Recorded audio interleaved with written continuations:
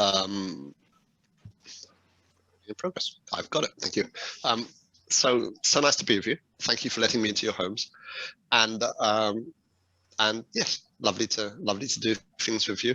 Hi, Cara. Haven't seen you in years, and I'm sure there's other people on this call that I've met before. So really nice to be with you.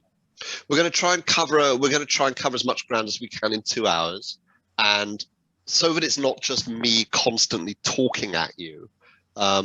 We're going to have breakout groups. And I hope that works. Technically, we're going to see. Now, Sonia, you're going to call me if there's any issues. You've got my phone is here just in case. That's all set up in case anything doesn't work. And there's quite a bit that cannot work on this. So let's just have a look here now. First thing is someone needs to enable my screen sharing, please. It says host disabled participant screen sharing. So someone needs to. Is that you, Steve? Is that working now? I've just put. Let's just have a look and see. Yes, it is. That's super. Right. And I need to share sound, and I need to go there, and I need to share there. Ah, can you see it? Okay, we good? Lovely. So, hello everybody. So, I'm going to explain myself a little moment. But I thought what would be nice. Maybe not 5 minutes, but maybe 4 minutes. If we could do that, please, Sonia. If we could just warm people up in their groups, we just press a button and everybody goes into that and says hello. And just a very simple thing, just say hello to each other. You're going to be in the same breakout group the whole way through. So this is a chance to say hello and then discuss this. And maybe I can just take a few of you when you come out of your groups telling me, what is your greatest communications challenge? What is the group you're really trying to reach? Or is there a person you're trying to reach? Or is there a theme you're trying to communicate? Is that okay? Can we just press the button for breakout? It's really just for you to warm up. Let me just take maybe in chat. That might be easier than people shouting out on a group this size. Just write down in chat what your just a line on what you felt that your challenges were, and then I'll have a look at that when I get a moment. Sonia, who's in? Are you managing the breakout groups? Is it you who's on?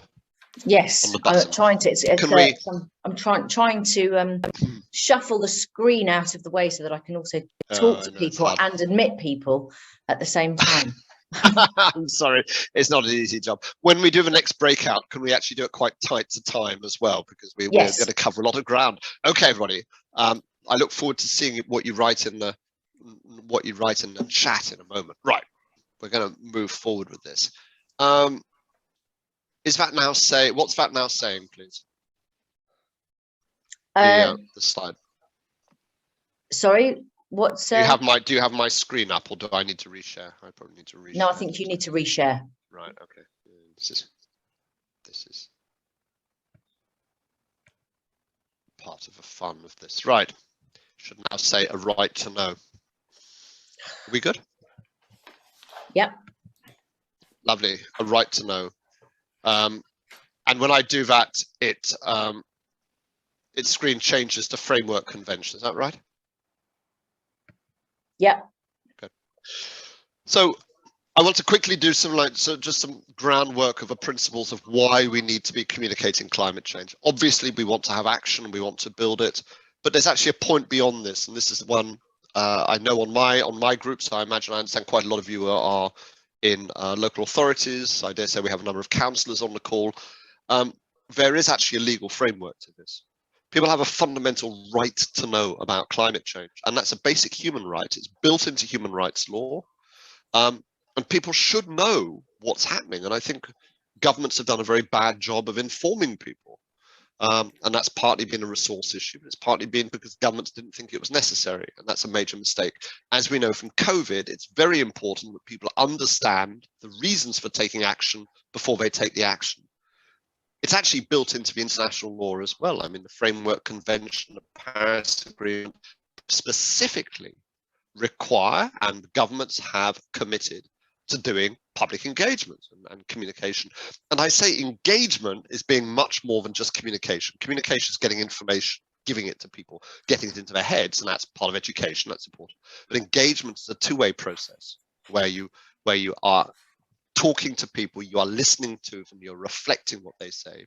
And you'll notice both of these laws in the Framework Convention and Paris Agreement both talk about public participation. So the public need to feel involved, and that's been a big failing. And if people don't understand what's going on, they can't make informed decisions about their lives, about their jobs, about where to buy a house, about what car to buy, but also about who to vote for. That's very important in the political process. And then you get a situation like this. This is what happened in Australia when they tried to bring in a really quite a moderate carbon pricing.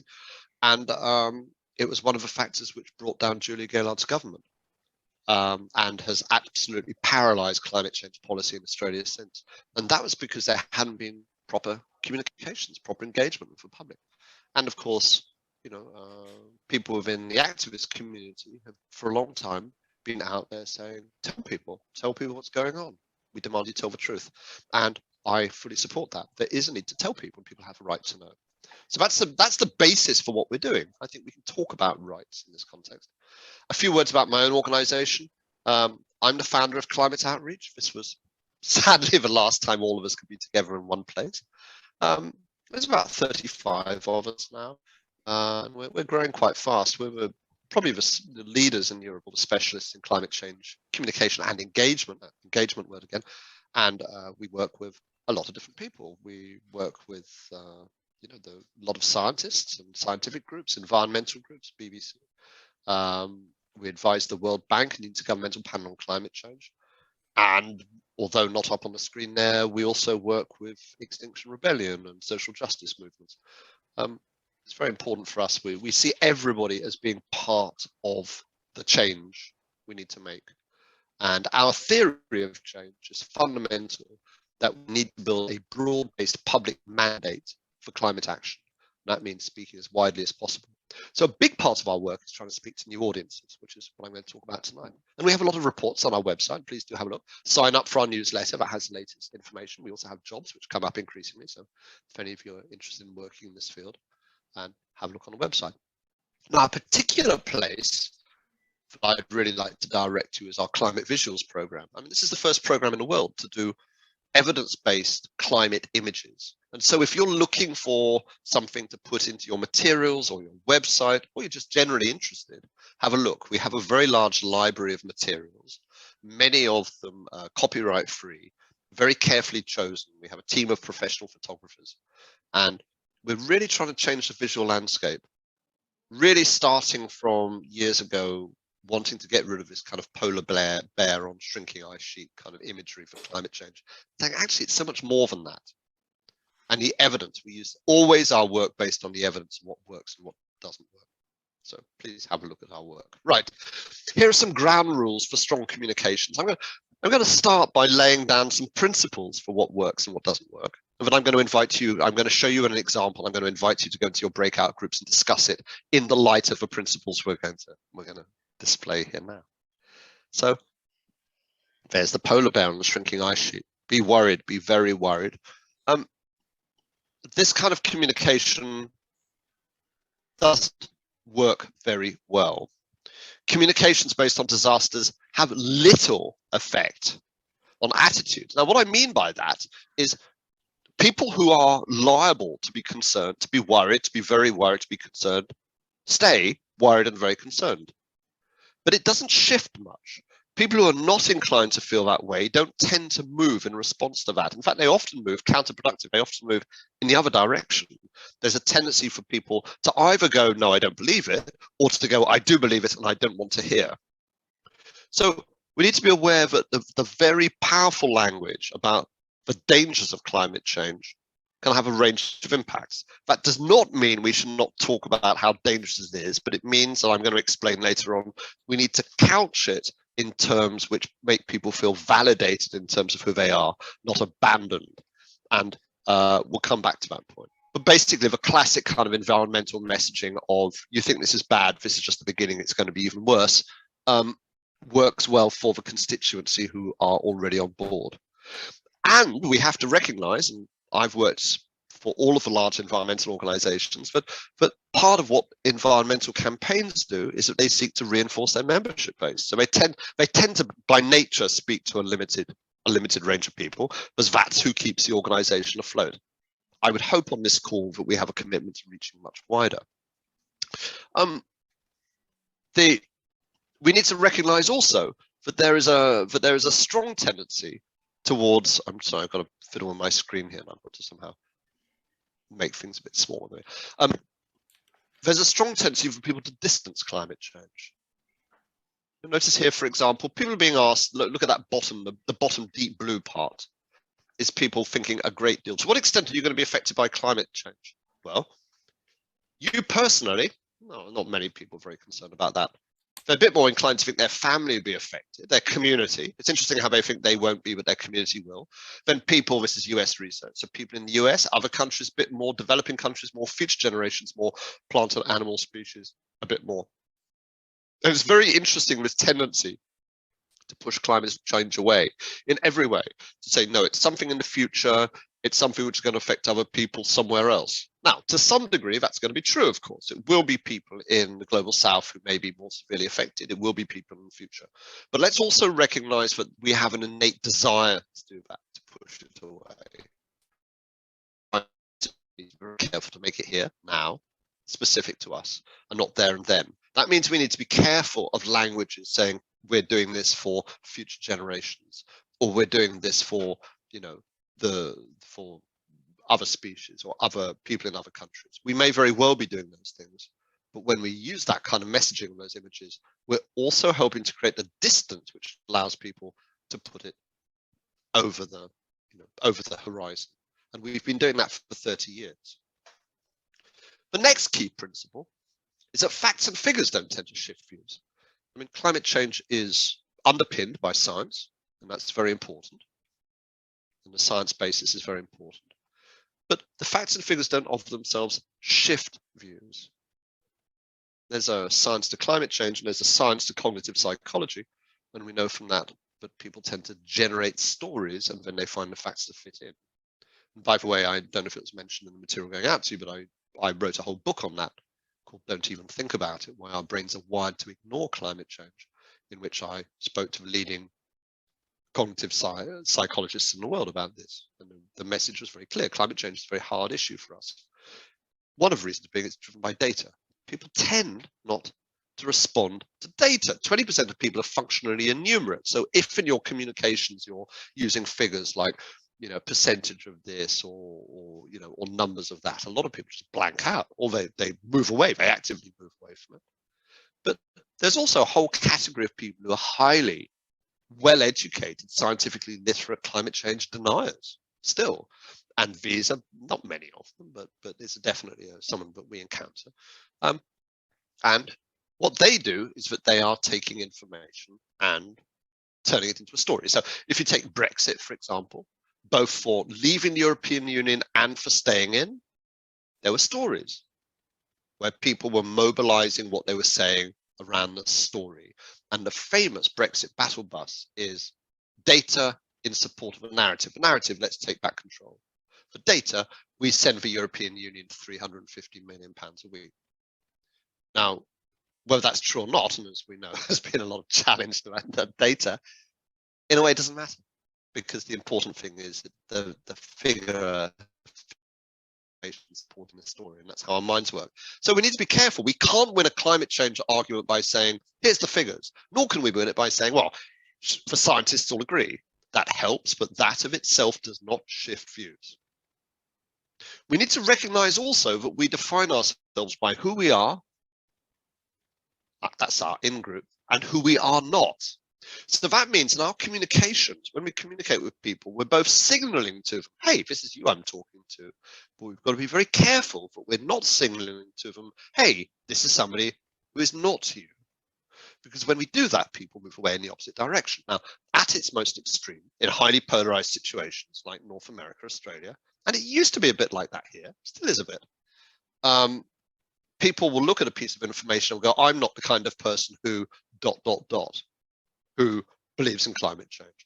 I'm not the kind of person who, you know, I like my beef burger. I like my holiday. Don't tell me what to do. There's a whole package of attitudes. And when we signal too strongly to people one set of values, sometimes people move in the other direction.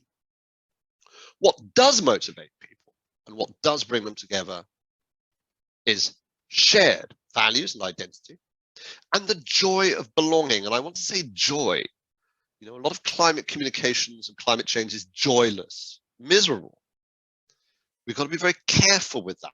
Right? We don't want to make it into a big party, but we do need to recognize quite a lot of the success of protest movements is that they can be a lot of fun if you like them, if you're part of them.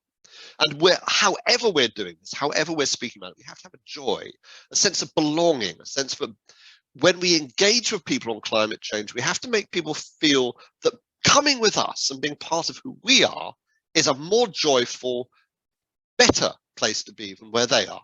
Because if we go to them and it's all about, this is the problem, of course, of negative messaging, and it's how desperately bad everything is, how miserable this is, they're going to look at us and just go, well, you know what, I could be kind of happy and not dealing with this, thanks. So what motivates people? Values, identity, for joy of belonging. And we've seen this through COVID. By the way, COVID is a fantastic opportunity for us to reshape the conversation. Something like, you know, clap for carers, and the general feeling around COVID. But people felt that although it was so horrible, it was also something that brought people together, and they really liked it. It's very, oh, I don't have a slide here. I'm going to show a little later. It's very interesting. As a response to COVID, a lot of people felt that society was more together, a stronger sense of belonging. I'm going to come on to that in a bit. In terms of identifying with who you are and who you are not, we need to recognize that many people distrust environmentalists, and we need to be very careful with that. That includes the kind of environmentalist language that is often used. Green, eco, planet. I've had a long beef, if I can say beef, with planet, saving the planet, save the earth, save eco. Polar bears, thankfully, are on the way out. Just saying, no! We've got to be careful with this. Some of this stuff is in a gray zone. It's not necessarily bad. There are contexts where it may be good. But if we send a message out saying, to be part of this, you need to be like us, you have a bunch of people go, well, I'm not, so I'm not. I don't think they'd mind me sharing this. I did a presentation earlier this week with Hertfordshire County Council. This is on the website. This is a Decorum, part of Hertfordshire, and this is a Climate Action Network there. And I shared with them, I'm happy to share with you as well, their front message. And as I pointed out to them, the risk with this is it actually attracts the kinds of people who are already very committed. That it reinforces that in a number of ways. When it says collaborate with like-minded people, that's basically saying, come and be like us. And if you're not, you won't. You see, it could say, come together with a range of very different people who have different things to say and contribute, and we're all going to learn from each other. Like-minded people is an exclusionary phrase, which means if you're not like-minded, you're being told you're not welcome, or that's the message you could take. Planet, this kind of planet logo, not the place or the people, not an image of a people, it's the planet. One in which it seems like our entire country has been somehow squeezed off the edge of it. And why think global, act local? Why do we have to think global at all? I mean, why is that something in our communications? Why can't we say think local? Why not, you know, why not think local, act local? I mean, we don't have to think global. And in fact, actually, in a way, that means we just attract global thinkers. Most people, as we're going to hear, are not global thinkers. They're local thinkers. I mean, this whole phrase is a 1960s, early 70s campaign phrase. So you see the dangers of this. And you really need to restart by rethinking what's going to appeal to a wide range of people. Now, this is from a report we wrote for the Intergovernmental Panel on Climate Change. We said, look, this is what the evidence base tells us. It's the science to communications. Climate change is understood and believed as a narrative, right? We've already said that as a storyline. Conveyed by trusted communicators, I'm going to come back to that point, reflecting identity and values of the people we're speaking to.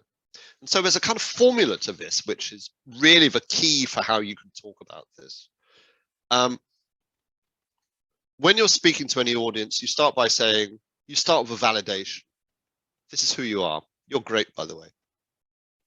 These are things you care about, and you're right to care about these things. They're important. And look, people within your group also feel the same way about this thing I'm talking about. Because the reward for taking action on climate change isn't saving the polar bear or the planet or any of these things. It's being who you are and being more of who you are and having a world which is more the way you want it to be. So when in climate outreach, we start with an audience and we start by thinking, well, how could we best engage this audience? The starting point is actually usually to sit in a group and often. Are you back with us, George? Yes, you are. Hooray. Got you. I hope you're all with me so far. Thank you for calling me. That actually worked very well, didn't it? Right, okay. We're gonna keep plugging on, and then there's gonna be a chance for you to have a look at something. This is the most kind of so did you get this screen when we were talking about this? Yeah. When did I get frozen? Yes. Yeah. Yeah, we saw that one. You got that? Okay. So the important thing on this is to say that the reward, this is really important, the reward for action is being who you are. So if we were dealing with coal miners, my starting conversation with them would be to recognize and respect and reflect their sense of identity in being coal miners, first and foremost. And we've done a lot of work in climate outreach in Alberta. I led a big program in Alberta. And in Alberta and Canada, everybody's involved with the oil industry. So you've got to have a conversation there which responds to how people feel about the oil industry. Usually, not always, but usually in a positive regards. That doesn't mean you defend it, but it means that you respect it and recognize it. We've done a lot of work also of people of faith. And the argument then for people of faith is you speak to them in terms of a language of faith. And the reason they want to take action on climate change is not the polar bear or saving the planet. It's because it brings them closer to God. It takes them deeper into their faith. It means they're acting out their faith through their acts. And that's basically how we all are. The positive way to communicate climate change is you are great and you can be more who you are by taking action on climate change as a model. And I'm going to show you lots of examples of that. Now, trust in messengers. The messenger may be more important than the message. People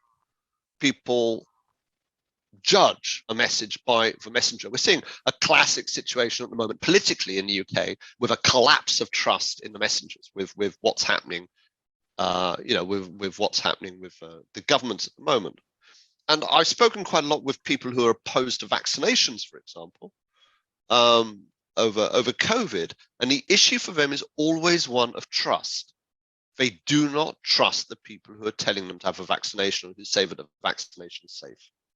They might trust somebody who is a trusted communicator, but this thing trust comes up again and again and again. And so it isn't the message so much as the messenger. Is this someone? Primarily, trust is whether it's someone who is like you. There are other measures of trust. Does this person know what they're talking about? Do they seem sincere and authentic? But also, do I trust them? So you can do a lot of work. You could bring in a fancy advertising agency to design your message, and it could still completely fail because you haven't got a good messenger. Or you could have a good messenger, not be quite sure what you're going to say, but the messenger finds her or his own words, and that's a very powerful way to work.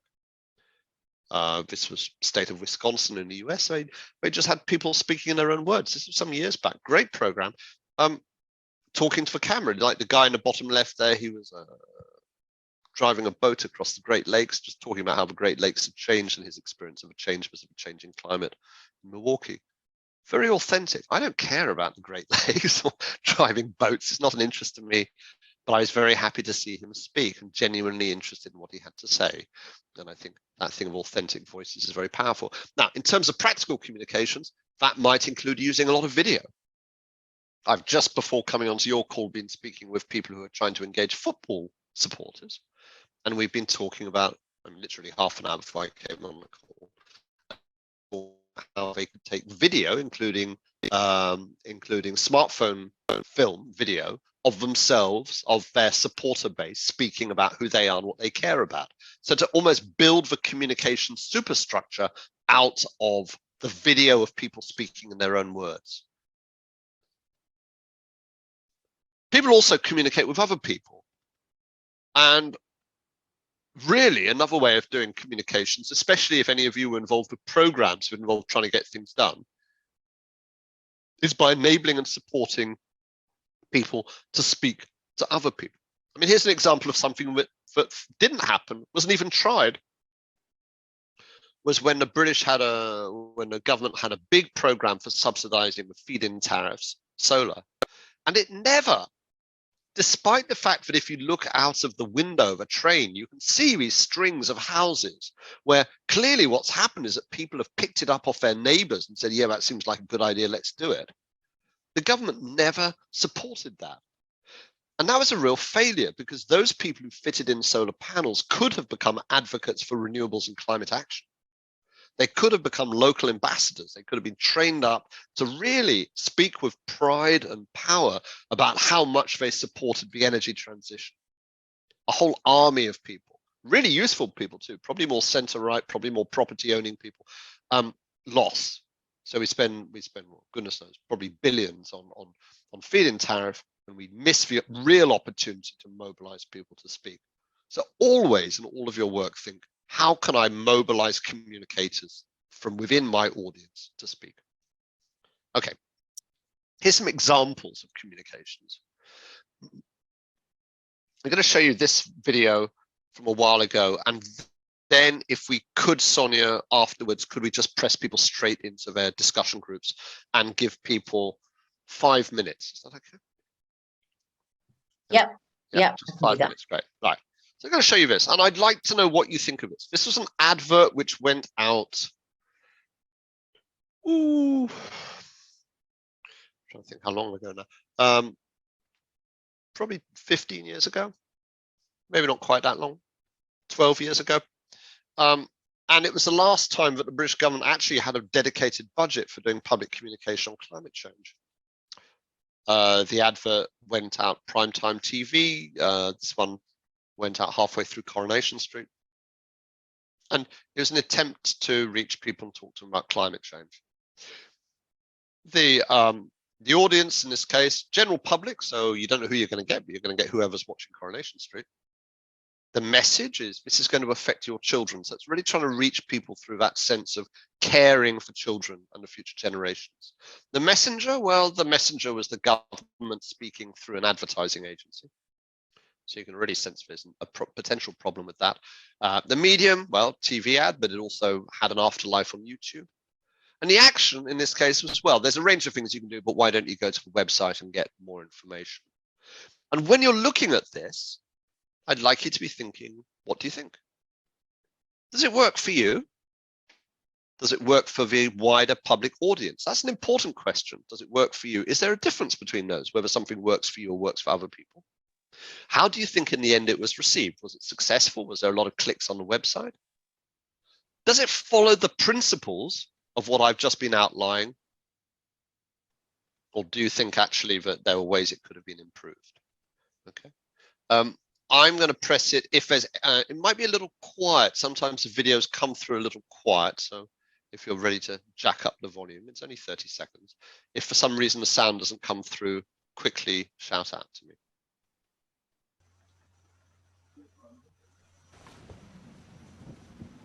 There was once a land where the weather was very, very strange.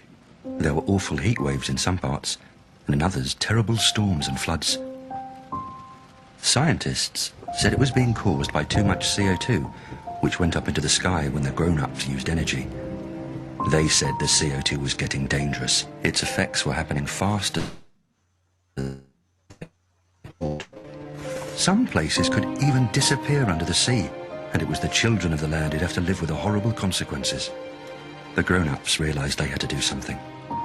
They discovered that over 40% of the CO2 was coming from ordinary everyday things like keeping houses warm and driving cars, which meant if they made less CO2, maybe they could save the land for the children. Is there a happy ending? It's up to us how the story ends. See what you can do. Search online for ACT on CO2. Can we go into breakout rooms now? Breakout rooms now for maximum 5 minutes, please. We're back on, and can you see my screen now? Yes. It should say ACT on CO2. Right, and so what did we think of this? Okay, so I think the first thing to say, which is really important about this video, is that it was produced by an advertising agency, but it was never tested.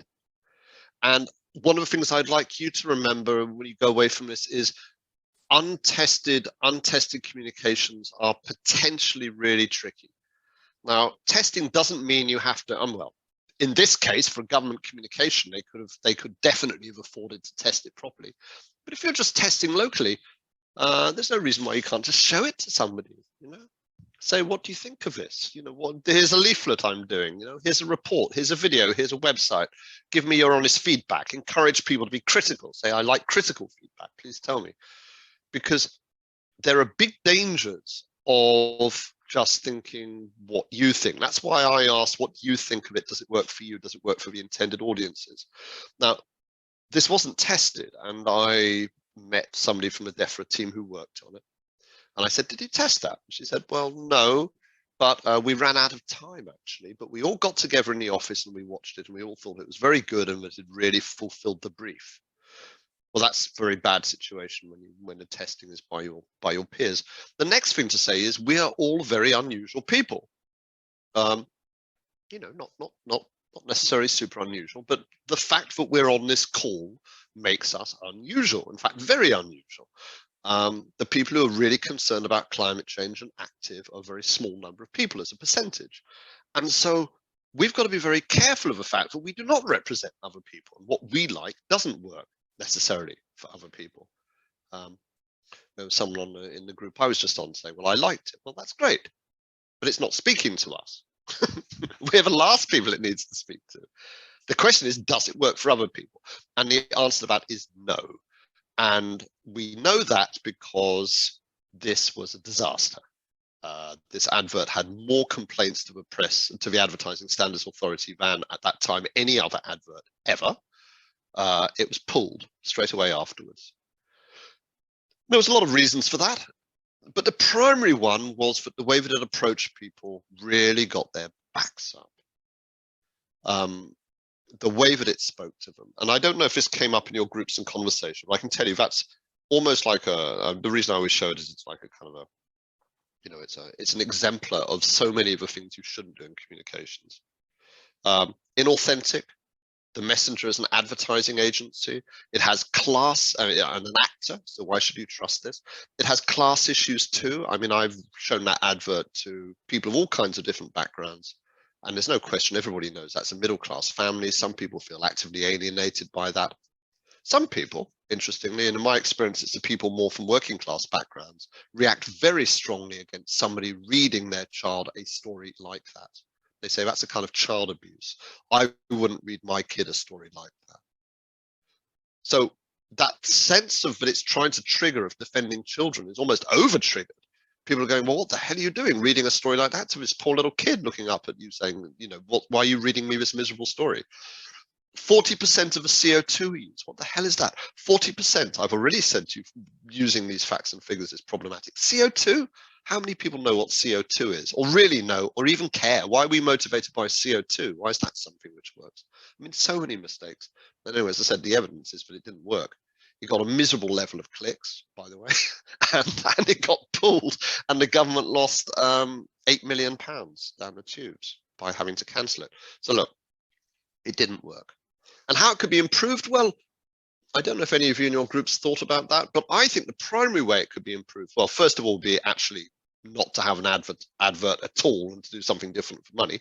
But if you were going to have an advert and you were going to use that theme, well, why not have ordinary people, real people, with their kids talking about why they care about climate change and want to protect their kids?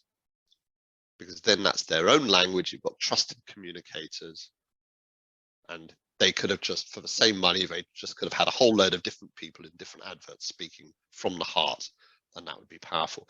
Now, using this children thing is tricky. The assumption is if you speak to kids and protecting kids, it works. Well, it kind of works for some people, but it doesn't necessarily work. What tends to happen is people who care about climate change say, yeah, I care about the kids. People who don't care about climate change don't seem to care that much, because the desire to protect kids also means actually not taking on board the fact that they might be at threat. Climate change, you could go, well, I'm concerned about climate change, it threatens my kids, or you could go, I don't believe in climate change because I want to protect my kids. And people can get very upset about it. And by the way, when you talk about future generations, that's also a form of distancing. So I'm just saying the evidence is that actually, yes, talk about kids if you do it in the right way, authentically, but don't assume that pressing that kid button necessarily triggers a response. Because the answer is, yes, it does with the people who are already there, but it doesn't necessarily reach over. Here's a counter example. I'm hoping the sound's going to work on this. A program you may very well have heard of. It's been running for over 10 years from the Climate Coalition, which brings together a lot of groups working on climate change, called For the Love Of. And the core principle that Climate Outreach helped to design on this was that you weren't going to communicate about climate change and then this is what it does. You're going to start with what people care about. So people say, I love this, I love this, I love this, in their own words. And that's important, so it's authentic. So look, for the love of, and you got people up there saying, you know, for the love of Leeds United. Well, I don't care about Leeds United, but I'm quite open to the idea that somebody else might. So I'm not alienated by that message. And I see and hear people in their own words saying, I love this thing and I'm concerned about how climate change will affect it. It's not deep messaging, but it reaches widely. It's been hugely successful. This program has been running continuously.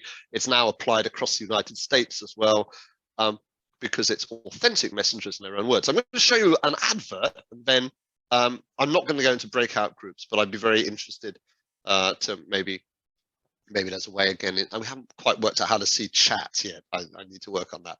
But for people to say what they think of it. But let's have a look at the advert. Right, are we getting sound on the complete?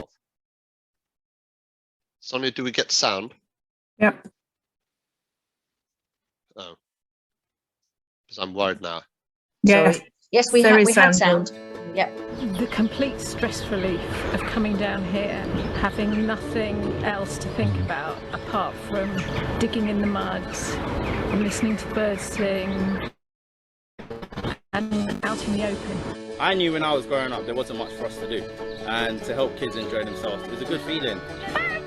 You see their faces light up when they're having fun. You see them when they realise something, their face lights up. Sitting in the car with the windows open and with the whole summer ahead of you, that's a brilliant feeling. It's definitely a passion for me.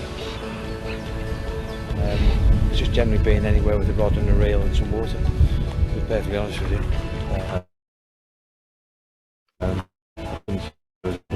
Like more by a river. Dark chocolate, milk chocolate, and white chocolate. Kit Kat, Milky Way. Yeah, and the pink Smarties. Most tourists that get in here, they just love London. They love the old building, the history here. So that's I like picking people up, and people who come here and love the place as well. When you're a grandparent, then you've been through it all, you can just spoil them like mad and then give them back to the mums and dads.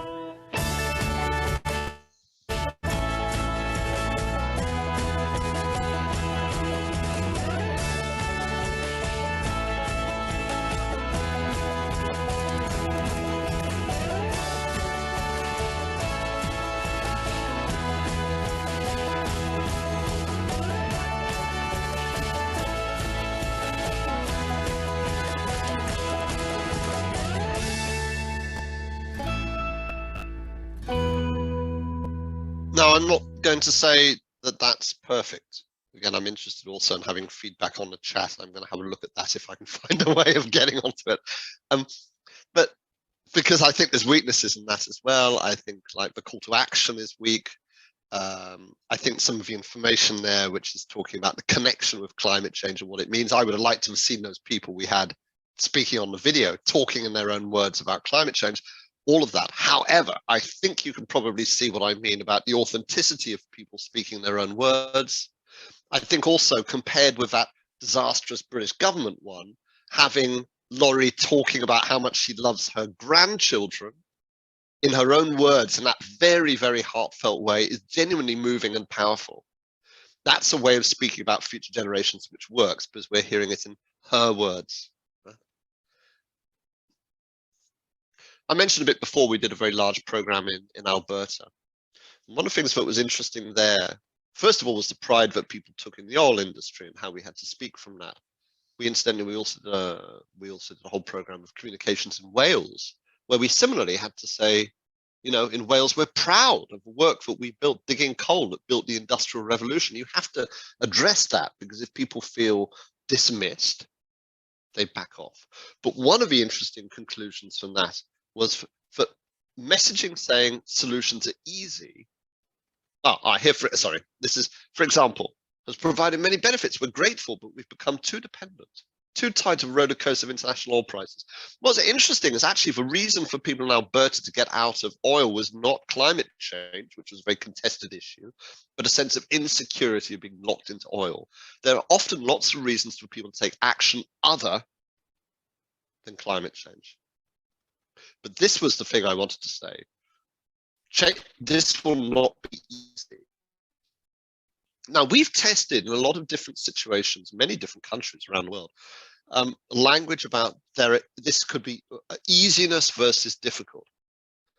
You would think it's counterintuitive. You would think that easy would work better, but it doesn't.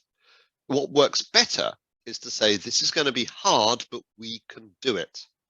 Works much better than saying this is going to be easy. So I think generally, as a rule of thumb, don't be shy of saying, this is hard, this is challenging, this is going to be really difficult, but we can do it. And we can do that on the back of COVID. We can say, look, we're still going through COVID. Look, haven't we done well, actually, compared with Spanish flu or compared with like these other things we've faced before? Actually, despite everything, we really have pulled together. Yes, it's not perfect. There's been lots of ups and downs. There's still plenty of splits, but actually, in many ways, things have gone well. We can face, and when we have major climate impacts, we can face it. And when we have climate change and transition, will not be easy, but we can do it. So I'm going to come back to that theme later on. So I'm going to give you some of the research that we've done on audience segmentation, right? Who are we speaking to and what do we know about them? And this is from a body of research that we've done called Britain Talks Climate. Now, this is a continuing body of work. We've just done a whole lot of further work on what people in Britain thought about the climate negotiations in Britain Talks Climate. We're doing a whole program called Britain Sees Climate, which is using the same approach for visuals. So watch this space. Do look at our website and join our newsletter. But I'm going to share with you, first of all, the way of categorizing people into different groups, because it's very valuable for communications to talk about different kinds of people. If we know that the way to speak to people is to speak to their values, we're going to start by saying, well, who are we speaking to? And these are values groups. A big piece of research, this 10 focus groups, 35 interviews, over 10,000 people in the survey. And we asked them a bunch of questions to create these different values groups. And these are the 7 attitudes groups we formed. So I'm going to go through these and explain them to you. And then whilst we're doing that, I'm going to invite you to be thinking of who you're working with or not working with. I'm going to invite you to go into groups where you're going to talk with each other about who you think are the main groups you're working with. And I'm particularly interested also in who do you think of the groups you need to reach, but you haven't reached well. because really the challenge for us is to reach new people. So how do we reach new people, and who might be good to reach? Okay, I'm going to give you my own pointers as we go through. So walking all round, progressive activists are in a way the obvious ones, right? Young, well-educated, confident, progressive, mostly left-wing, very passionate about climate change, overwhelmingly support Labour and Remain. This is absolutely the kind of the backbone of activism and grassroots movements. The next group round is civic pragmatists. And I would bet there's a lot of civic pragmatists on our call right now. Progressive, practical. Does this sound like you? Calm, realistic, focused in your community, concerned about the future, very supportive of charity. The thing about civic pragmatists, which make them a bit different from the activists, is that they are less politically engaged, they're more community engaged, and they're more concerned with a range of issues often than the activists are. So they tend to think about a range of different things, particularly with a local orientation. Disengaged battlers is a group, however, which is not so well involved because they feel ignored, not listened to, pushed to the edge of things. Often younger people, often quite left-wing, often urban, working class, kind of struggling by. You can imagine like the kind of people who are on kind of hours contracts. They don't think anybody's very interested in them or what they have to say. They're very unhappy, and they actually think the rich have power over the poor. Now moving over onto more the right side of the spectrum. So those groups all had a tendency to be somewhat to the left.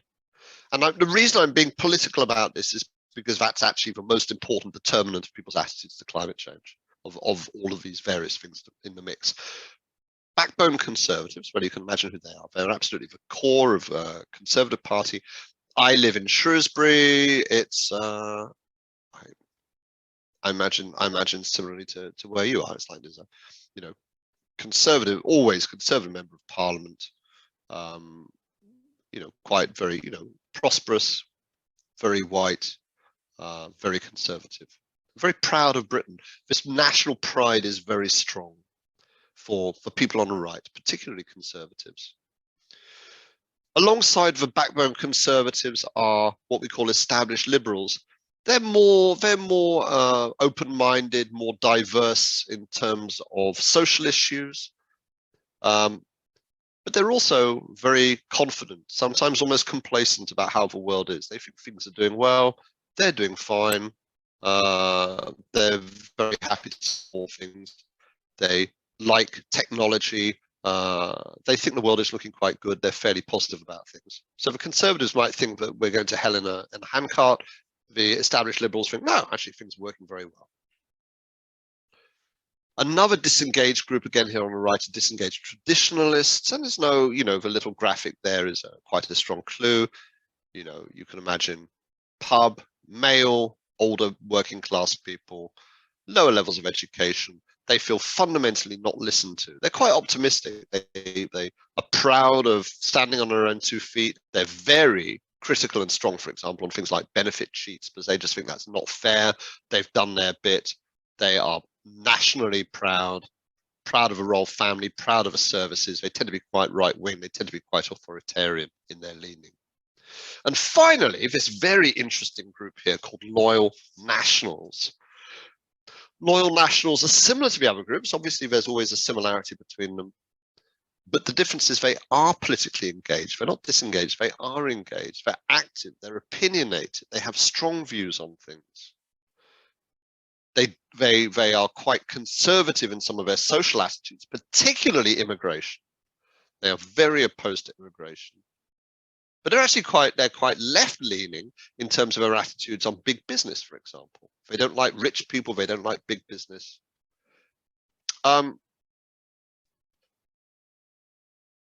So maybe we could go into little breakout rooms now. Could we just give them 4 minutes, please, on that? Just which of the main segments you work with and which of the main segments you think you don't work with but you need to reach. We're back in the main room now, Stephen and Carl.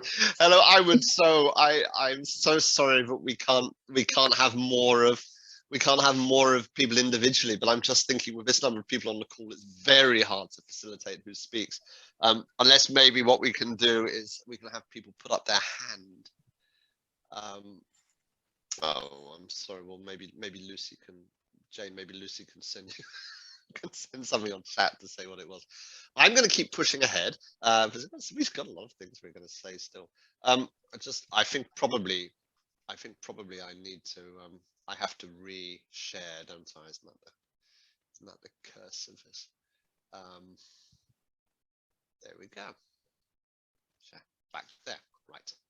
So I'm going to give you a bit of information now about these different groups and how they perform. Within my breakout group, I was kind of like listening to the conversation, of course.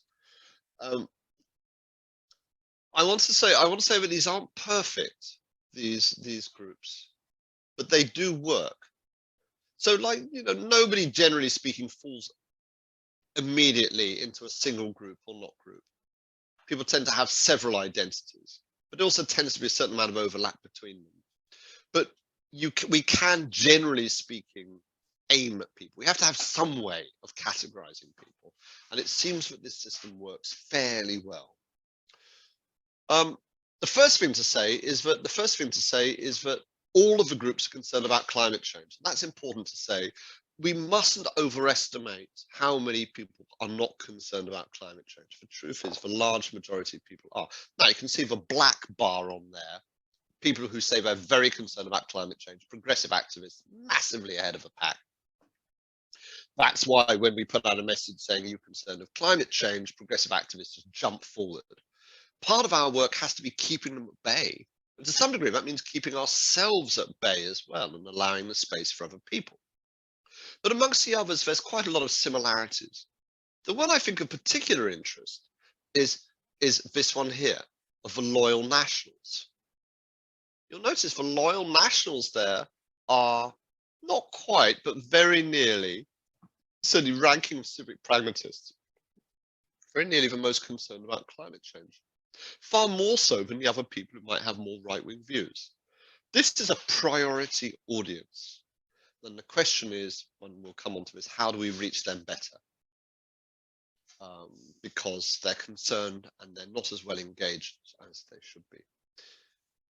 Also, interestingly, you know, when I started doing this work 20 years ago, everybody in a focus group would say, yeah, it's a big problem for the future, but I'll be long dead by the time that kicks in. Yeah, it's a real problem for future generations. Although that tendency to distance is still there, like, for example, people saying they don't think it's going to affect them, and it most definitely will. Actually, large majorities across all of the groups think we are having it now. It is affecting us now. Well, disengaged traditions, not so much, but in the other groups, it's fairly significant, and it becomes more so with each year, and that's significant. And interestingly, when you ask people, do you think climate change is a concern for people like you or everybody or just left-wing people, it's interesting that people say it's about all of us, and that's, I think, significant. That's a lot. That's a big change. So the changes are people feel it's more here, more now, and more all of us. It's interesting that this issue of national pride defines, and you remember how I was saying, like, is this part of your in-group, or is this not who you are? Well, national pride is one of those defining things which absolutely splits people. But if we're speaking of more conservative groups, national pride is motivating. It's highly motivating. People are proud of their country and they want a sense of national pride. They like the idea that we're strong on this issue. They like the idea that in Britain we're a bit different. We do things differently. There is a language there that we can maybe speak to. But we have to be careful with that because, of course, if we're trying to reach across society, anybody who has more left-wing views are likely to really not like that. And what people are proud of can differ very much between groups. So I'm just going to run through the groups.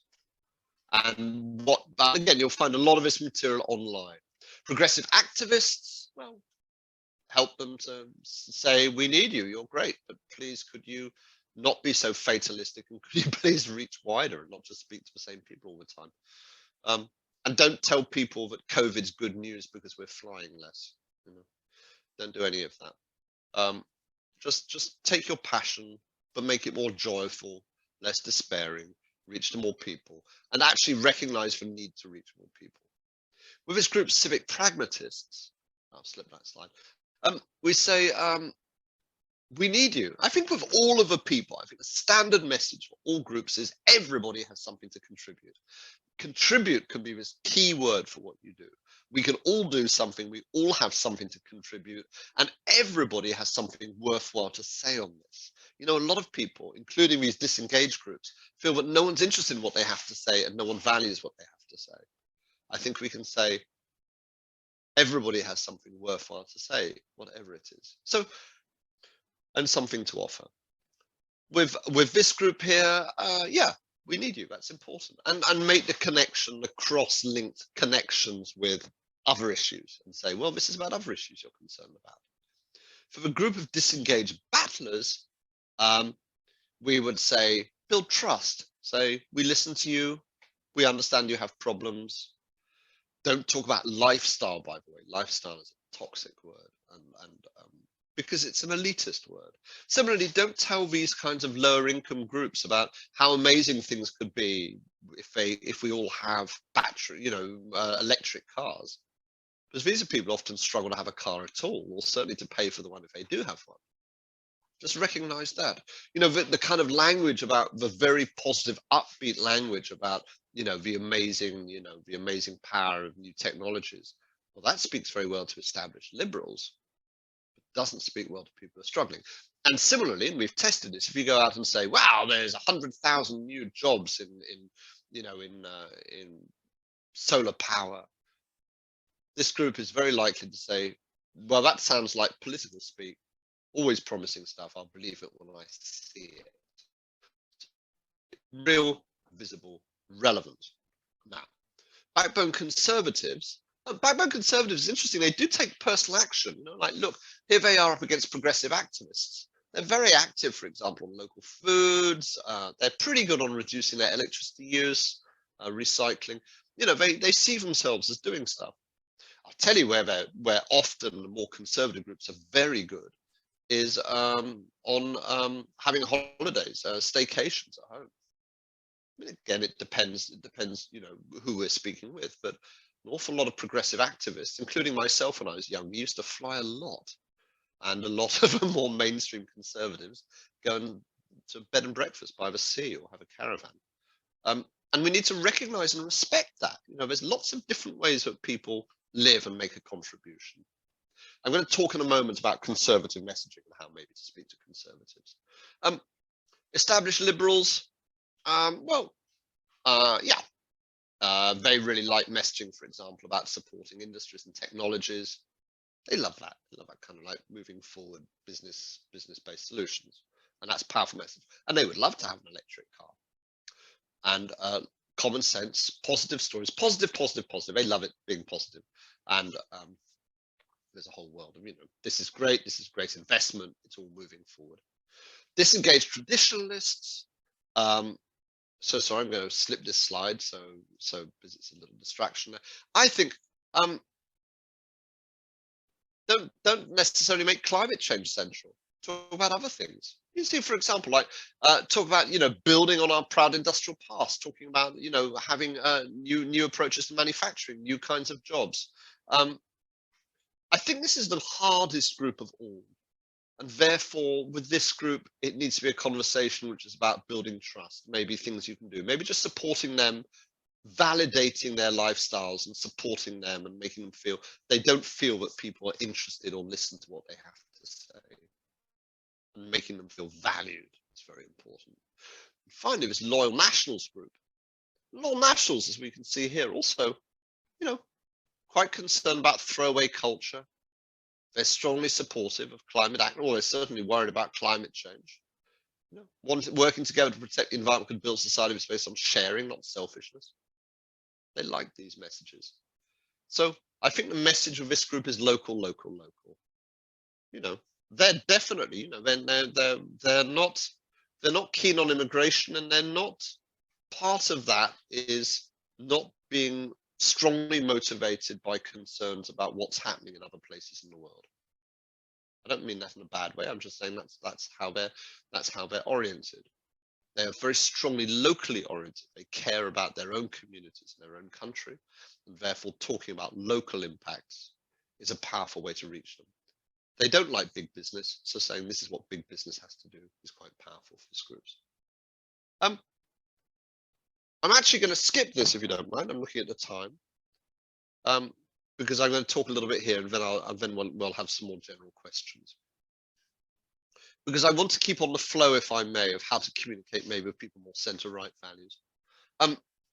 This is we've got a lot of research on this on the website, and we need to be very careful. I mean, in my group, I heard, you know, that one of the people was saying, you know, that these kind of backbone conservatives are absolutely core for their area. We need to recognise that there is this stigma about environmentalists being over emotional, exaggerating, and that doesn't go away. In fact, I think if anything, it seems to get stronger over time. So we need to be careful of finding a way where, well, particularly where they have new messages and new messengers saying things in different ways. There's a lot of different values there to work with. I'm going to share these slides, by the way, so you don't have to frantically catch up with them. But, you know, there is a mass of conservative values we can speak to. And then we can speak to all of these things, you know, balance, security, heritage, freedom, investment, life. Life is a very big motivator. It's a very powerful word for these groups. And countryside, you know, we don't have to talk about the environment or biodiversity. We can just talk about the countryside, about landscape, about nature. Nature is a very mobilizing thing across the board. And say we're taking a realistic and balanced approach to this. Climate change is a form of non-balance. That's very upsetting to conservatives, things being out of balance. You know, the seasons are coming at the wrong time. That's something which people get very concerned about, you know, but we can try and put things straight now. Unfortunately, we can't put them back, but we can maybe put things straight. And, you know, this, for example, was my old community in Mid Wales, when the Welsh government tried to put in wind farms, and everybody was up in arms over this. And you'll see there, I've circled it like the banner saying, in Mid Wales, we love our land. People's loyalty to their land, to their local identity was more powerful than their concern about climate change. And the mistake was to try and force something through, rather than actually working with local people to give them something they felt a sense of ownership over. Health is another big motivating issue. And, you know, it's part of this thing of taking climate change out of a box of environment, and can we talk about in other ways. Air pollution, a big one. I've been recommending to people that we could do a lot more campaign-wise with idling. That's where people keep their cars running when their car isn't going anywhere. It's a big waste of fuel. And it creates a lot of air pollution, especially in towns. I mean, the worst places, you know, where people now are picking their kids up from school and they've got the car sitting outside and it's chugging away. This is a very good place to having a meaningful conversation with people about low carbon behaviors. And there is a concern about air quality. You can feel it in your lungs. We've all got we've all gone through the experience of COVID. Even if we haven't had it, we know how horrible the whole thing is. So lung issues are big on our minds. So health is a big one. Also improved diet, by the way, you know, people eating better. And this was a slide I wanted to show earlier. You know, so across the segments, for example, back in February, we asked people to what extent do you think we look after each other? To what extent do you think it's everyone for themselves? And in all of the groups, the majority of people felt it's everyone for themselves, except maybe the established liberals who tend to be quite, you know, complacent. In May, when we were already into lockdown and COVID was in full blast, it had completely switched. And now, more recently, when we've done recent surveys, it slipped back, but not that far. There's still a strong sense of how we're all together. So COVID gives the opportunity for us to have a conversation about togetherness, and that's powerful. Similarly, climate impacts give us a chance to talk about togetherness. So the classic environmental message is to say, or environmentalist message is to say, climate change, you know, that flooding we had, well, that's just the beginning. It's going to get worse and worse. You know, it's going to be terrible. The impacts are going to be worse, and we're going to lose all of this, and this is going to burn down. Not surprisingly, people back off. The effective communication on impacts is to say, you remember that flooding we had last year, and remember how we all pulled together, and you remember how strong the community was, and you remember how we cared for each other, and to build the narrative on stories of local interdependence and images like this image here I have of a firefighter, of people coming together and looking after each other, and then saying, well, the scientists tell us that there could be more of that coming down the line, and it's likely to be worse. So let's be ready and prepared and pull together, because that's who we are in our community. That's what makes us strong. It's the same message I said with that overall template. You start by validating and respecting who people are, saying this is great, this is what makes us strong. Climate change is a big problem. This isn't going to be easy, this is going to be hard, but we can deal with it because of who we are. So it's a different way of restructuring that conversation. It starts with a validation. Then we can build in the bad news, because we've already prepared people with a positive message about themselves. And then we can go in by saying we can work together. And we've tested this in many different shapes and forms, many different ways, and it consistently works. But if you just go in with the warning, you lose people. If you start with the validation, you can win. Rewords are very powerful, by the way, particularly for people of a center right. It's interesting, and I think it's because they're about putting things straight, bringing back the balance. You know, rewords are usually about, apart from revolution, they're usually about putting things back where they were.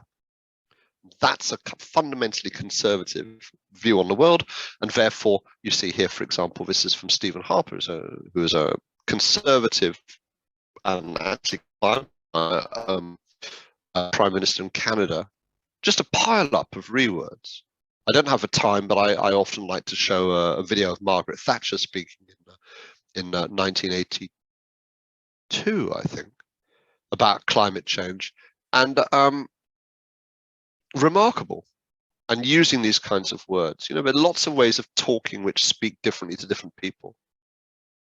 And similarly, there's lots of ways of using the wrong words to alienate people. So rebuilding, renewing, restoring.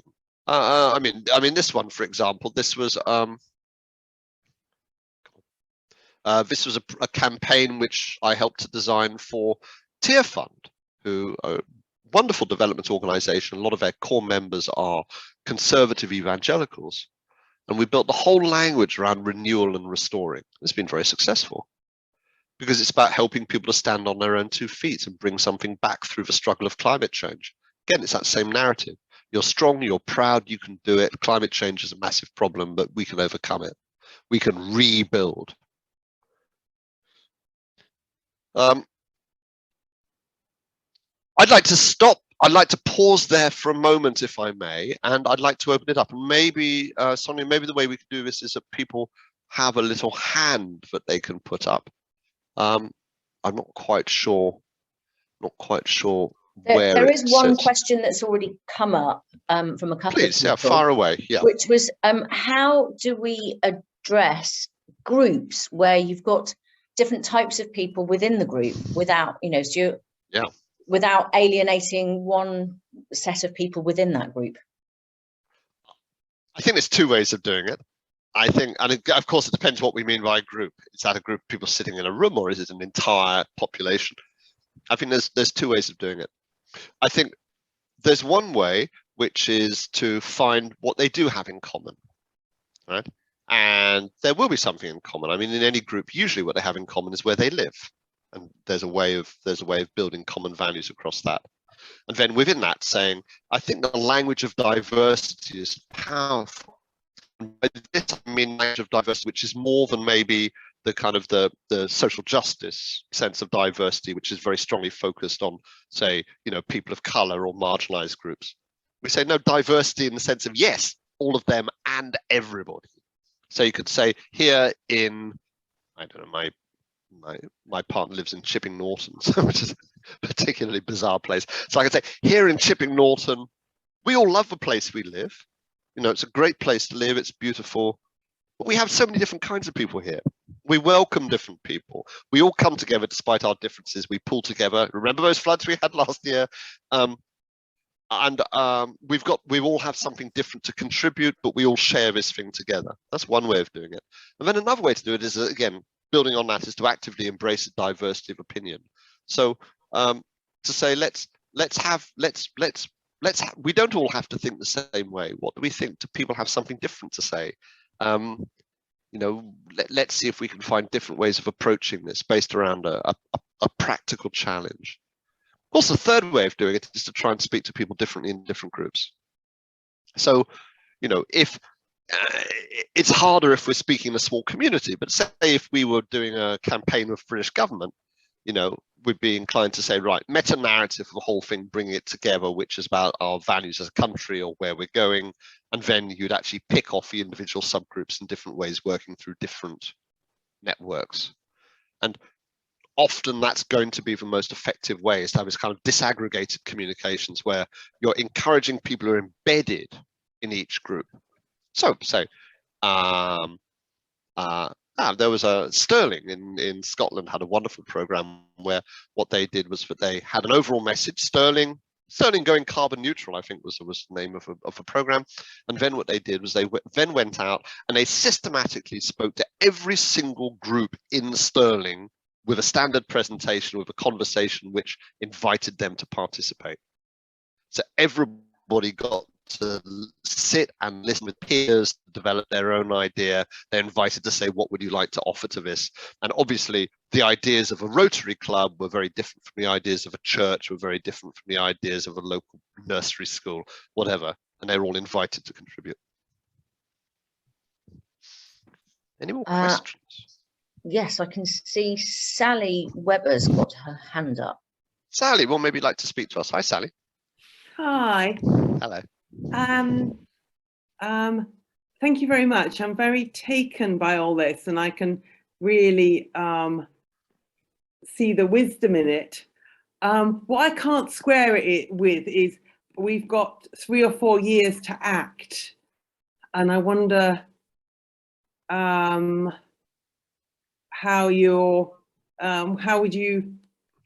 can we make enough change in that time? Yeah. Yes. How can we make enough change? Well, I think we recognize that people are at different places along the journey. So I never want to judge people for like not seeing climate change the same way, but maybe we all see it. I just think that people are at different places. So we have people moving at different speeds. Some people are very far ahead of it. We encourage them to go further, and then we work at different levels of different people. I think the important thing in terms of a time scale is, I think I mentioned this before, this need to build a mandate for climate action. So I think the absolute priority is building a broad-based agreement across society that this is important, this is urgent, and that we're going to have to do major things. That then allows the space for people who want to take stronger action without facing the kind of resistance which I showed happened in Australia. And that's the real challenge. You know, within rapid change, most people sit it out. They just go along for the ride. I think most people will go with something if it's what's happening. We've just got to make sure we can't go to oppose it. That's what I would say. I'm afraid the issue of the issue of timescale is horrible, because of course what I'm saying here, and indeed everything we might say on climate change, is what should have happened 20, 30 years ago. So we are out of time. There's no question. But let's not think that. I think in a way this just reinforces what I said, which is that the urgency to take action requires, it's really important that we have some process of engaging and talking with the people on the edge of the conversation to encourage them to feel that they are a part of it and that something important is going on. Because otherwise we're going to get they won't give a political mandate for action, or we'll get some populist kind of like Nigel Farage type character will come along and will say, no, climate change is rubbish. We're not going to do anything on that, and actually block action, which of course is exactly what happened in Australia, is exactly what happened with Donald Trump.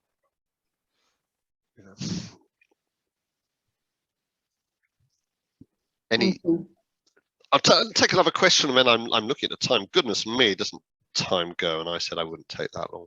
Maybe what I should do is just plug ahead. I had a final section to do. What do you think, Sonia? Shall I? Sure. Okay, yeah, because I have a little bit more. I just wanted to do this personal action, and I just wanted to show a bit on this. Many of us are involved with personal action in various ways. It comes and goes. There's kind of waves in a certain fashion. I can call it a fashion, I think, in terms of how we talk about climate change. There was a lot of things, like, for example, I showed an Act on CO2 advert where people were being encouraged to take personal action. Then it fell by, that burnt itself out. Now we're back into it again. And I just wanted to talk a little bit about some of the things on personal action. There's a set of, because a lot of us, I think, especially at a local level, I'm just very much in my mind, having just spoken with Hertfordshire County Council, they have a whole lot of programs to encourage people to do things. Some basic guidelines on this is it has to be meaningful and worthwhile. We have to be giving people worthwhile things to do. There has to be a shared social norm. There has to be a sense that people around us are doing something. And it has to be rewarding to what people really care about, not saving the planet, unless that's what they really care about, which is only a small number of people anyway. We need actions that are visible. So many of the actions tend to be like off the scale, things people can't see. Making people feel proud of who they are. We need trusted communicators. Getting people to change their behavior requires freezing and unfreezing. Like, most people's behaviors are locked in, they're habitual, so that people don't have to think about it. They don't have to be always deciding about it. The way people use their cars for short trips, or or the kind of diet people have. It's just easy, straightforward. They don't have to think about it. So we need to be having action which stops people, makes them rethink it, makes them start again, and then sustain the changes. That's usually where these things fail, is that it's not sustained. And the best way of doing that is in a group, actually. So, it's definitely, it's for a lesson of Weight Watchers with helping people to, to diet, is that actually, if you're a regular part of a group and you're reporting back and you feel something that you're doing is working with other people. And I think finally, and I think this is the unusual one, we need to make things a bit difficult and not easy. There's not good evidence that giving people easy things to do leads to significant change.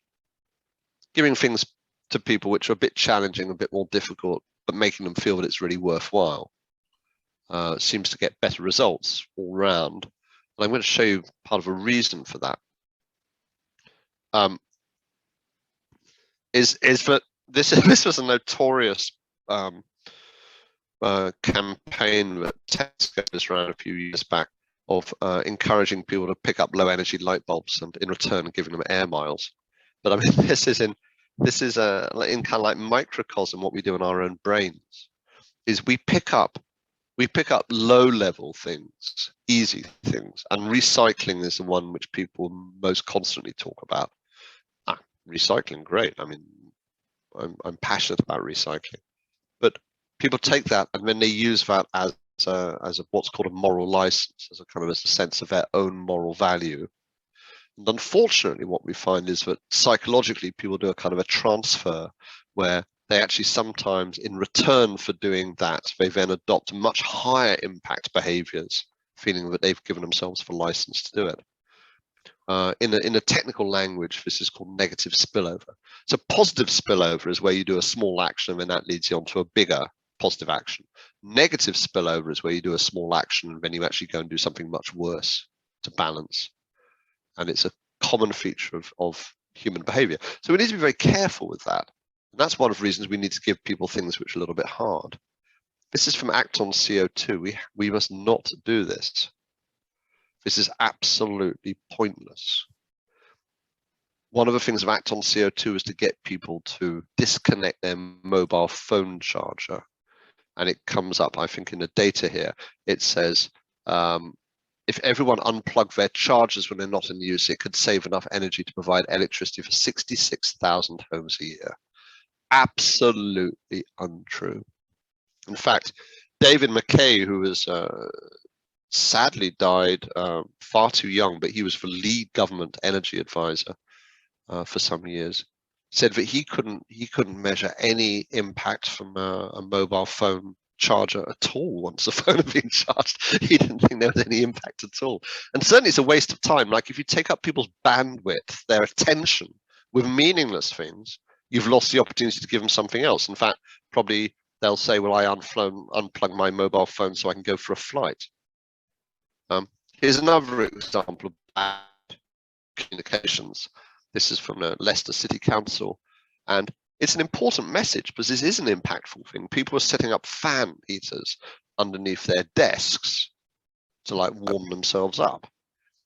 Just one fan heater left on for 7 hours a working day in the winter would use £142.80, I like the 80, of electricity. This is equivalent to the carbon dioxide of a return flight to New York, ! Well, you know, there's so many ways you could communicate that in terms of the positive values, what people care about, this is enough. This is enough to employ another member of staff, maybe, or another part-time member of staff, depending on how much they're paid. This is enough money to expand our services. This is enough money to save our family centre from being closed. Lots of things you could say. But when you frame it in terms of a positive aspirational value, like a return flight to New York, this is utterly counterproductive. And I've just been speaking with a group who were saying, when we save this much by this behavior, it's the equivalent of taking this many cars off the road.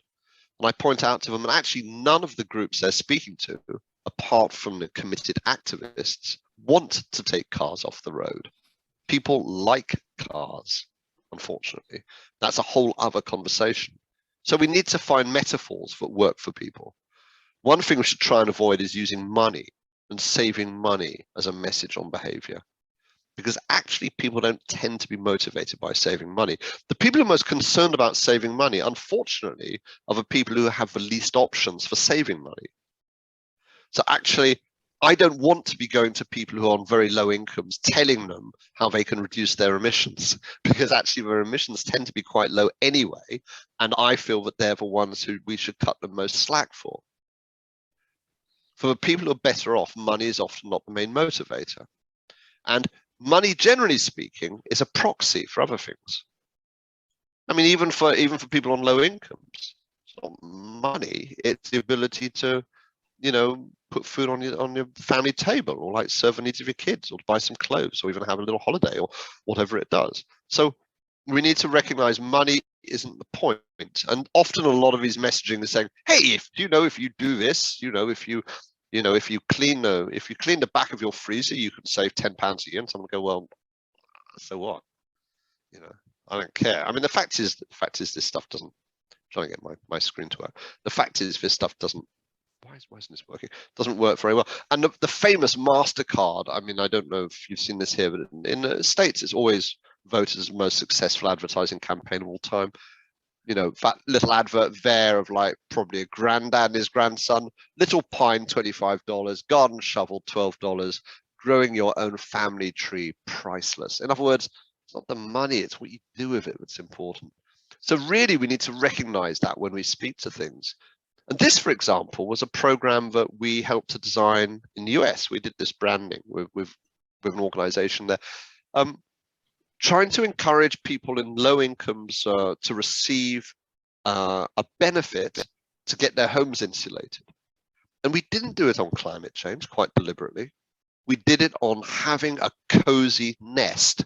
The value that people were concerned about was that their home gave them, this was especially older people, independent, house proud, real sense of ownership of having got something for themselves.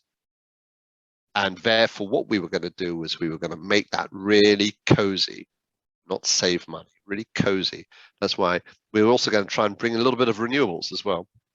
Well, this program has been running for over 10 years. It's very successful. And the messaging is as strong as ever because it works. It's about validating people's values. So again, don't use this money. Here we are. This is, if any of you out there are dealing with home renovation, which by the way is going to be the big issue. I mean, the folks who were down there gluing themselves to the M25 were onto something, even if their tactics were a bit suspect. This is the battleground. This is the front line for climate change, especially now with fuel prices. But the narrative in the end is not going to be climate change. It's not going to be money saving. It's going to be about having a better home, cleaner, cozy, comfortable, modern, great for modern living, great for you, because that's who you are. That's what you care about. Oh, and the great thing is, if you insulate your home, it pays for itself really quickly. So isn't that brilliant?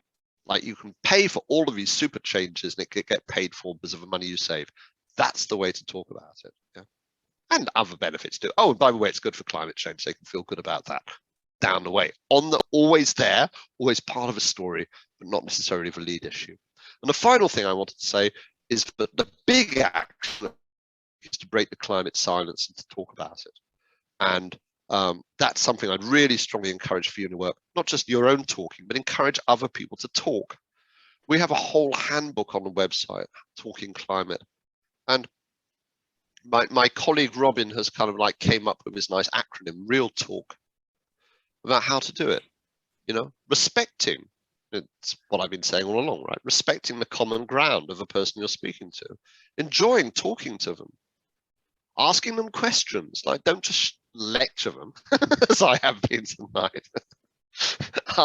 ask questions, you know, listen. So that's very interesting. Why do you feel that way? Yeah. Tell your own story about why you care about it. Yeah. Yeah. Suggest actions, learn, keep going. You know, having a joy. I mean, I try and have a conversation. I can't with COVID because I don't get out that much, but I was doing quite well. For a few years, I was having a conversation with a new stranger every day, just mentioning climate change. Sometimes they didn't want to talk, sometimes they did, sometimes it was amazing. But making a big change, you know, I think you achieve more doing that than you do turning down your thermostat, because you're making wider change. And I do have a final screen here. Some of you here from local government, and I just wanted to say, based on a whole lot of experience, a very powerful way to talk about local government is in the terms of a kind of a contract between government and citizens. And it has this kind of format. Talk about what you are doing.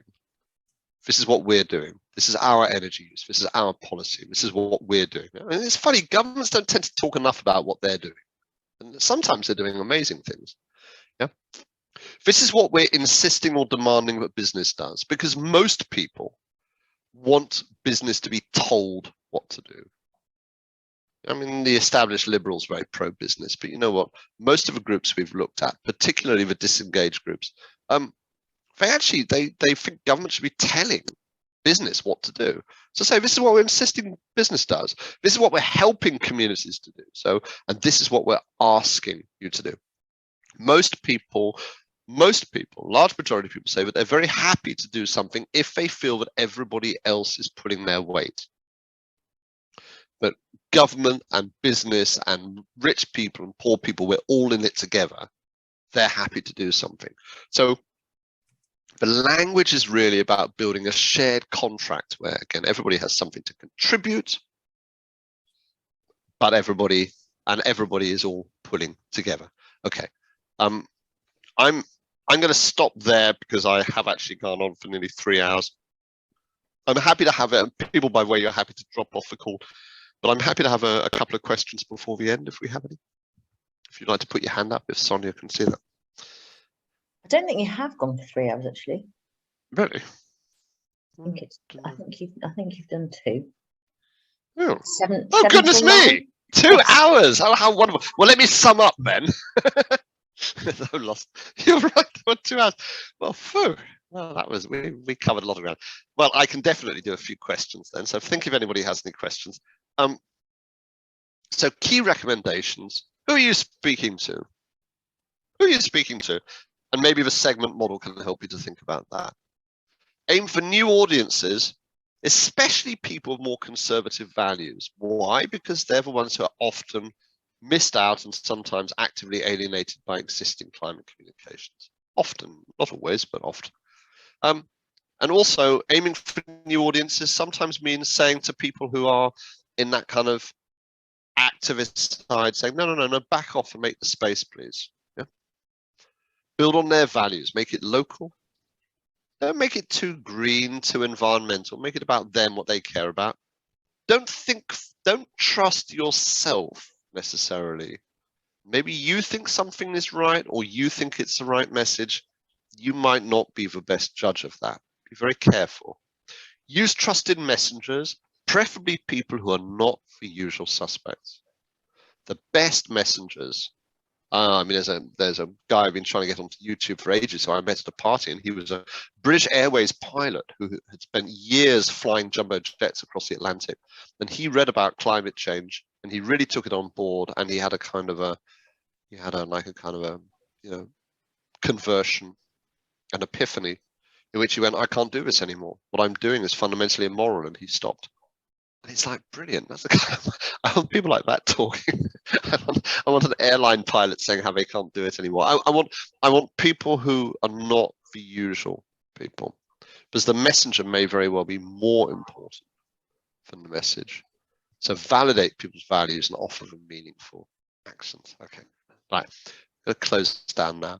But again, if there's any questions, I'm happy to take. I can see Cara's got her hand up. I think you need to unmute. Thank you very much. It was really helpful. A lot of thought-provoking aspects to engage with. But I guess from my experience, it's also how do you deal with the psychology of change? So that I think people find that embarking on acting on the climate means they're going to have to give something up or lose out on something, and it feels that we as a nation are a bit funny about dealing with change. How do you go about embarking on that? I think you recognize people have got different domains of change. We did some research on looking at how people felt about different areas. This was for WWF, and it's clear that in the home, people are very reluctant to have change. So people's attitudes about the home was actually very defensive. And almost what you need to say for the home is that the things we're going to do for climate change are not going to change the home.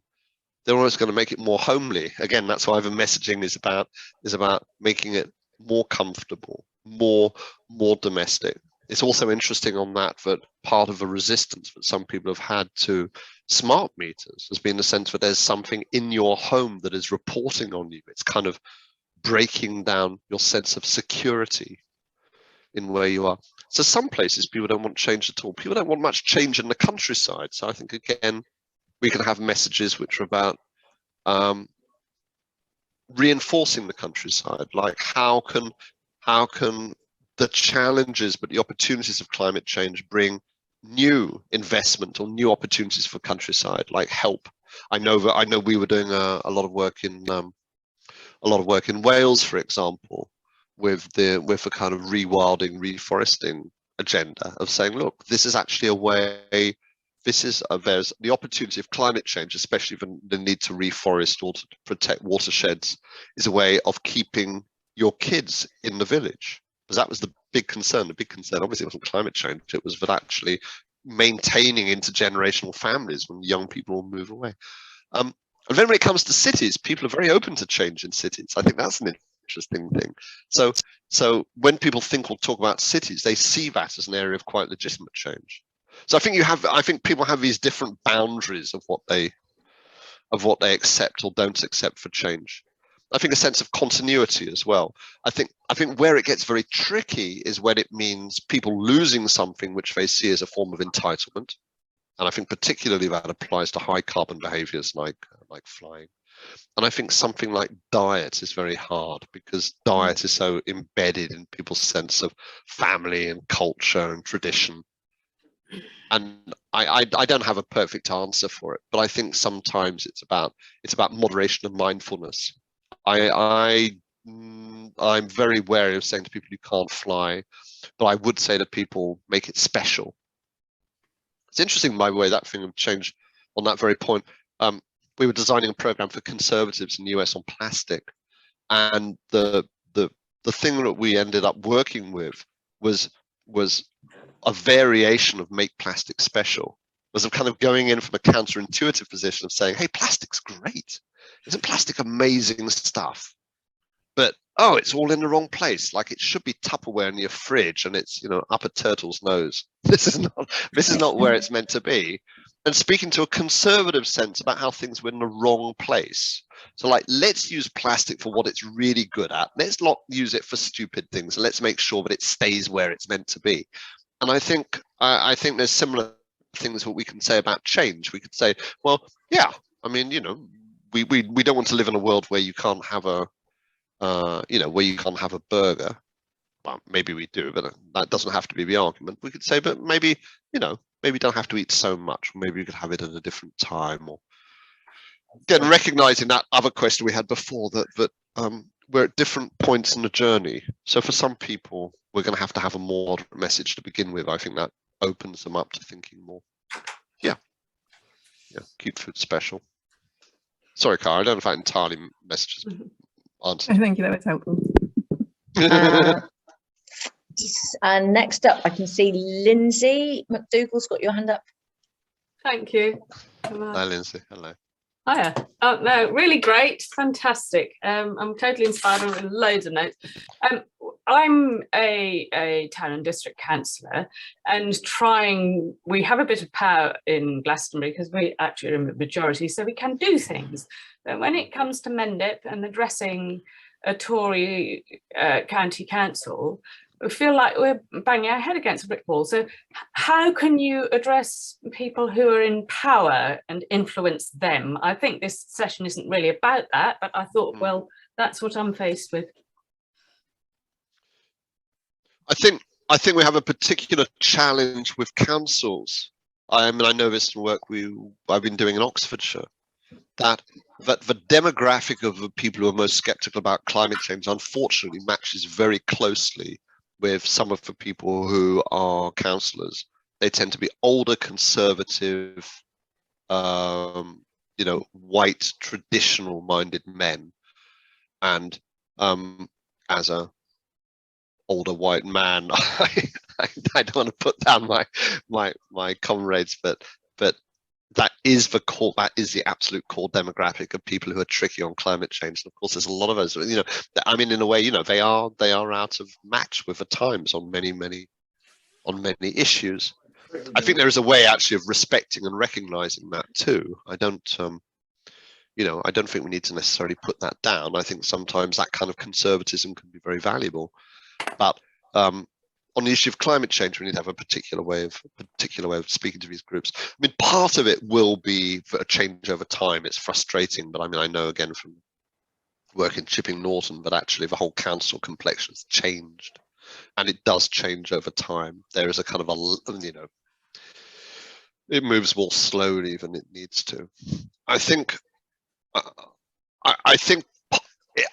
we could apply the same template that we would apply in the principles we've developed before. So peer messaging, you know, if I was in you know, Wiltshire thinking about how do we speak better there, I would be inclined to be trying to identify people of the same demographic who are concerned about climate change or speak well on it, and getting them to do the communication. So, you know, you will have people in the county who are conservative, you know, conservative councillors of the same age or men who could go to them, and you could help them to speak. I mean, I've done quite a lot of work over the years. With helping peer communicators from challenging groups. And not only do you first of all find somebody who you think would be a good communicator, but you help them to say there's a kind of, and again, if anybody's interested in this, I can talk with you in a separate time about this. about how to tell their story. And the best thing for them to do is actually to say, I'm not an environmentalist. I'm not an environmentalist. I'm not that kind of person. I have constant run-ins with these people. You know, I'm just like you. Build that connection. You know, but actually, and to begin with, I was very reluctant to believe this kind of stuff. It just sounded like a, you know, bunch more of kind of extremist left-wing claptrap. But I've actually come to look at it very carefully now, and I'm afraid it is something very serious, and it's important to us for these reasons. Like somebody who can really speak from inside and to nurture those people, those are absolutely precious. So that's what I'd be inclined to do. And take a step back myself as well. So in other words, can I just say that the trick there is to enable and facilitate a conversation between peers, not necessarily to lead it. Yeah. I think that's one of the things. Yeah, thank you. Yeah. You're welcome, Lindsay. Oh, I see. There's a lot. Is there? Oh no, sorry. Other people. Rob. Yes. Rob up? Yeah. Hi, Rob. Hi. Oh, hi, Rob. Yeah, You're in Dorset. like Oh, everyone hello. else, I've got 12 pages of notes in front of me. It's all golden. No, I love it. I feel that I have so many conversations with enthusiastic people like myself, and we're all passionate, but don't always know what we're doing in terms of communication. So this has been really informative and timely. I was chatting to another communication specialist like yourself, George, a lady who works in comms for Birmingham City Council on behaviour change. And they have a slightly different way of segmenting it. They have people that are engaged, who are adapted. So this is all about trying to get people out of their private cars into using public transport. And they have people that are engaged that were doing it. And then they have people on the cusp of being engaged and doing it. And then they have people that are totally disengaged. And what she said is that their research showed that you're best focusing all your energy on the people that are on the cusp and just ignore the people that are disengaged, because it's just not a good use of your time and energy. So I'm just wondering of like applying that theory to your segments, and it's not a nice thing or a popular thing to say, but realistically, are some of those disengaged groups worth bothering with or worth putting a lot of energy in? Like not being exclusionary, but just being realistic. Yeah, no, I think it's a good point. I think it's interesting. It's interesting that the person you're speaking to is involved in behaviour change, but that's particularly the case because behaviour change is very much about getting runs on the board, isn't it? It's about well, how many people can you get to do this thing? And in a way, the measures of success of a behavior change program is getting people to do things. So it's like all social marketing campaigns. You want to go for where you think the sweet spot is for getting the most change. So I also think that this idea of concentrating on the swing is a consistent pattern.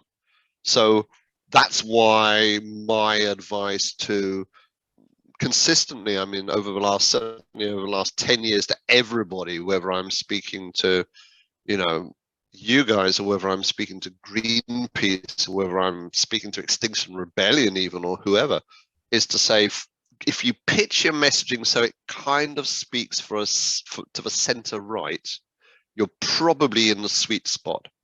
Just in terms of some of the advice I gave about like how to message stuff. So it's not like screamingly conservative, but it's sort of there good enough. So the activists aren't repelled by it, but that you're speaking quite well. That's consistently where the shift is in that group. And that's the kind of, that's the kind of swing audience. So yeah, I mean, I do agree. I think it depends I think it depends how you're reaching people. So if you can actually segment your audience such that you are able to hit a particular attitude group directly, fine. But the reality is most of your communication is reaching wider, like you're reaching out into a community, say, where you're going to get all of the segments are being represented. So I think that part of a trick there is to find language which at least tries to work across all of them. The danger of what you're suggesting is for what you might have is a communication which some people love and some people hate. And you cannot have that. You cannot have communication that some people hate, because if you do that, you're actually just building up problems down the line. And a lot of communications has been like that. So yeah, I agree. You're not going to get everybody, but don't worry if you're spilling out a bit and reaching some people who aren't doing stuff, providing you think you're planting a seed. And somebody somewhere should be thinking about those groups. So if you have limited resources, you can't. I recognize that, you're trying to get traction and momentum. But if you were a government, and if we were advising the British government, if they were doing their job properly and doing what they should be doing, which is engaging citizens, we would be very strongly advising them of saying, actually, the measure of success is that you are reaching these disengaged groups, because they have a right to know. And also, if they don't like it, they're not going to give you the mandate for action. So I think there has to be a bit of that. I know I'm taking another question, but just quickly respond. What I really liked, George, about your presentation tonight is you said some things that I think people in, like myself, progressive left-wing movements are too scared to say. And one of them is, you just said it now, communicating in the centre-right is the sweet spot. No one would admit to saying that, but we all know that Britain is a centre-right country largely. We keep voting centre-right people in. Blair was centre-right, and everyone after him. And it really resonates with me, because I've started reading my grandma's Daily Mail and my uncle's Spectator. And before I wouldn't have touched it. That's beyond it. It's a red line. I now read them because I want to understand my community. Yeah, thanks, Robin. Yeah, and do that and be open. Things like the Daily Mail are really irritating, because they're newspapers that are trying to stir people up. But I find much better is to listen respectfully to people in conversations. That's what I do. That's what I do a lot of. And for me, as an activist, the huge transformation in my life has been through my work, spending a lot of time in focus groups. Just listening to people, not challenging them, not arguing, just listening to them with interest, but also with respect. And I think I really genuinely, sincerely believe this thing about how everybody has something to contribute and we all have something to learn from each other. I really do. I think that has to be core to the approach.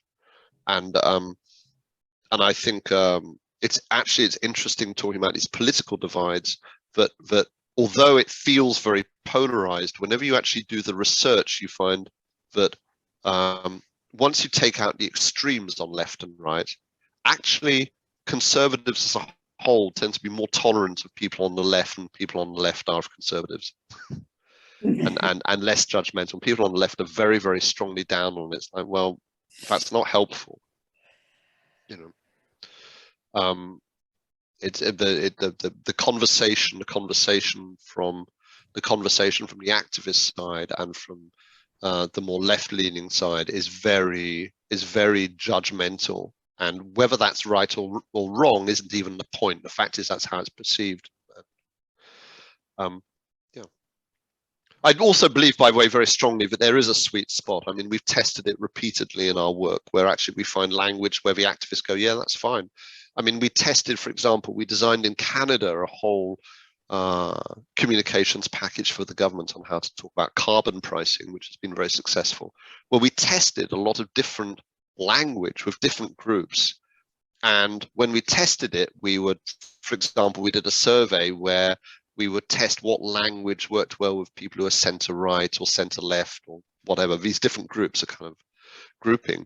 And we found language based actually around how carbon pricing is fair, because the people who do the right thing do well, and the people who do the wrong thing have to pay more, which the activists liked, but also the conservatives liked, because they like this idea that people who do the right thing get rewarded and people who do the wrong thing get punished. And we found there is this kind of language.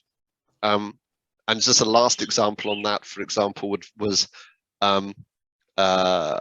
very interesting research done with the development community, which found language which spoke to the center right. They brought the same conclusion. That was the sweet spot, about saying what we're going to do is we're going to go to developing countries. We're going to help people to achieve their potential and stand on, to stand up, to achieve. They're so hardworking. They really want to make good with their lives, and we're going to help them to do that.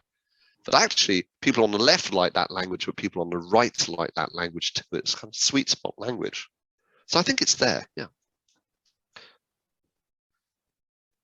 Any more questions? Please.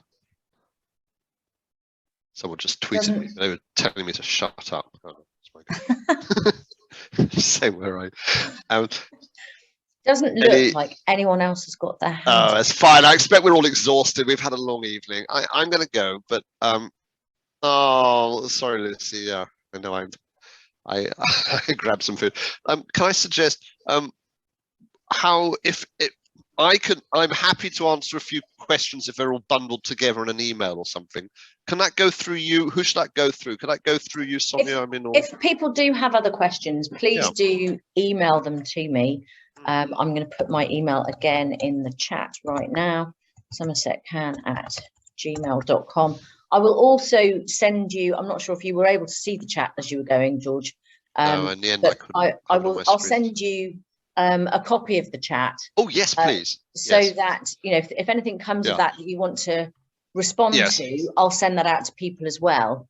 Oh, thank you. Yes, I'd like to. So yes, if there's any questions up in the chat. Yes, sorry, I technologically I couldn't do the presentation and the chat at the same time. That was the problem. But yeah, no, pick out any questions. I'd love to see that. And hopefully when things have eased up, as they will, and it's possible for me to travel and so on, I'd love to come down and meet some of you. That would be amazing. I think we'd all love that very much. That'd be super. Thank you, and thank you very much for everyone for turning up. It was a phenomenal turnout, and thanks for your time, George. Absolutely brilliant, and hopefully we'll get to speak to you again soon. I hope so. Thank you so much. Bye, everybody. Bye, everyone. Thanks. Bye.